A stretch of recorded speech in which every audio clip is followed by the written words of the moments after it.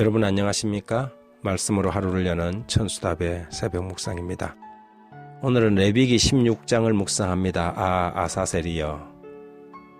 컴퓨터가 처음 나왔을 때 그것의 혜택을 입고 저는 그동안 사용하던 전동 타자기 대신에 친구 소유의 8비트짜리 컴퓨터로 대학 논문을 썼습니다. 참 신기하고 대단했지요.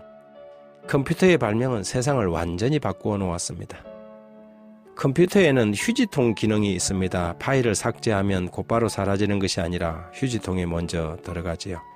처음 컴퓨터를 사용할 때 휴지통 기능을 모르고 컴퓨터를 사용하다 휴지통을 비워달라는 말을 이해하지 못해서 고생했던 기억이 있습니다. 구약 성소제도에도 휴지통 비우는 날이 있었습니다. 어쩌면 이것을 대청소일이라고도 표현할 수 있겠습니다. 레위기 16장 29절과 30절에 보면 너희는 영원히 이 규례를 지킬지니라. 일곱째 달 곧 그 달 10일에 너희는 스스로 괴롭게 하고 아무 일도 하지 말 때 본토인이든지 너희 중에 거류하는 거류민이든지 그리하라. 이날에 너희를 위하여 속죄하여 너희를 정결하게 하리니 너희의 모든 죄에서 너희가 여호와 앞에 정결하리라. 7월 11일 성경은 속죄일 혹은 대속죄일이라고 부릅니다. 모든 백성들이 죄를 짓고 속죄제를 드리면 그 죄는 제사장과 희생제물의 피를 통하여 성소로 옮겨진 것으로 간주되었고 죄를 지은 죄인은 용서를 받고 돌아갈 수 있었습니다. 그러나 죄인은 비록 용서는 받았지만 그의 죄의 흔적과 기록은 여전히 남아서 성소로 옮겨진 것이지요. 레위기 16장 15절과 16절에 또 백성을 위한 속죄제 염소를 잡아 그 피를 가지고 휘장 안에 들어가서 그 수송아지 피로 행함같이 그 피로 행하여 속죄소 위와 속죄소 앞에 뿌릴지니 곧 이스라엘 자손의 부정과 그들이 범한 모든 죄로 말미암아 지성소를 위하여 속죄하고 또 그들의 부정한 중에 있는 회막을 위하여 그같이 할 것이요. 백성들의 죄로 말미암아 성소가 더러워졌다는 것을 말하고 있는 것이지요. 이것은 의식적으로 백성들의 죄가 성소로 옮겨져서 성소가 더러워졌을 뿐 아니라 실제적으로도 희생제물의 피로 말미암아 성소가 더러워져 1년에 한 차례씩 성소를 정결케 할 필요가 있었습니다. 이날의 성소의 모든 용서받은 죄들과 그 기록들이 도말되는 것으로 여겨졌지요. 이것은 매일의 제사와 구분하여 해마다 드리는 제사라고 불렀습니다.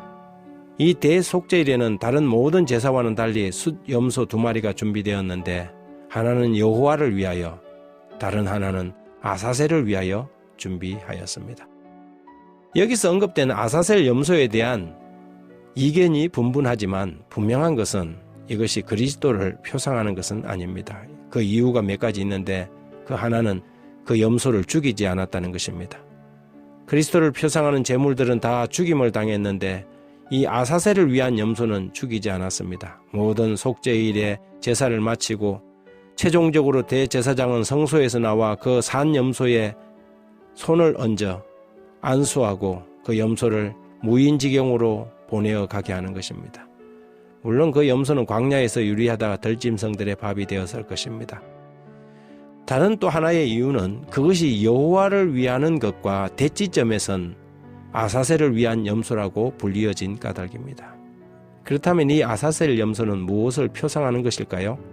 재림교회 학자들은 대부분 이것이 인류를 죄악으로 유혹한 사단을 표상한다고 봅니다. 사단은 모든 죄의 장본인이지요. 용서받은 모든 죄인의 죄는 결국 사단에게 돌아가게 될 것입니다. 그가 최초의 원인 제공자였기 때문입니다. 레위기 16장 20절 이하에 보면 그 지성소와 회막과 제단을 위하여 속죄하기를 마친 후에 살아있는 염소를 들이되 아론은 그 두 손으로 살아있는 염소의 머리에 암수하여 이스라엘 자손의 모든 불의와 그 범한 모든 죄를 아뢰고 그 죄를 염소의 머리에 두어 미리 정한 사람에게 맡겨 광야로 보낼지니 염소가 그들의 모든 불의를 지고 접근하기 어려운 땅에 이르거든 그는 염소를 광야에 놓을지니라.